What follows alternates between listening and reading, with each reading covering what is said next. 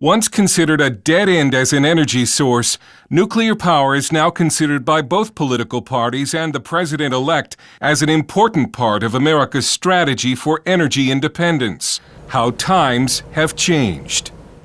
20 years ago, Forbes magazine called nuclear power the largest managerial disaster in business history, a disaster on a monumental scale.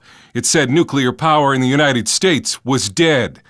After astronomical cost overruns and accidents at 3 Mile Island and Chernobyl, scores of nuclear plants were canceled.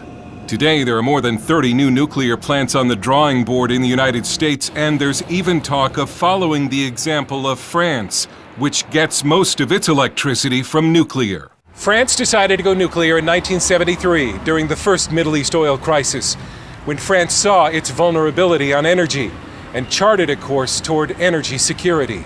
Jacques Repoussard is Director General of France's Nuclear Safety Institute. France has no oil and virtually no gas reserves. And we had to face the issue of where, on a long term, would we procure our energy.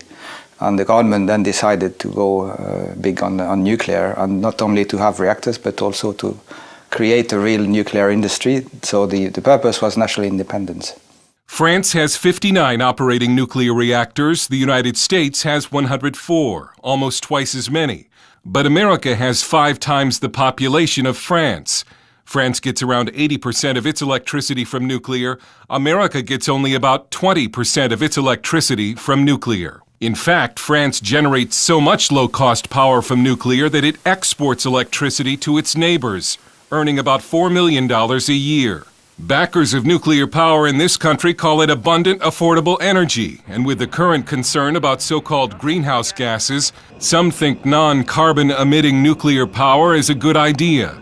Angie Howard is vice president of the Nuclear Energy Institute, which represents the industry.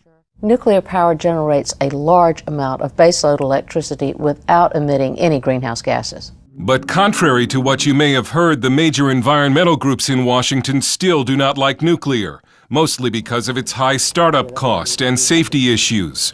Allison Fisher is with Public Citizen's energy program. At Public Citizen, we espouse this idea of the fatal flaws of nuclear power, which include cost, security issues, safety issues.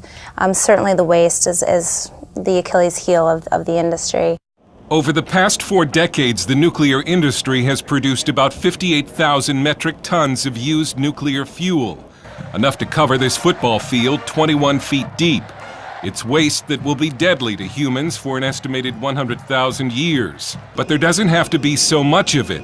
France reprocesses its spent nuclear fuel, which reduces the amount of final waste by as much as 90%. This small object represents the final volume of nuclear waste from the recycled fuel needed to power the home of a French family of 4 for 20 years.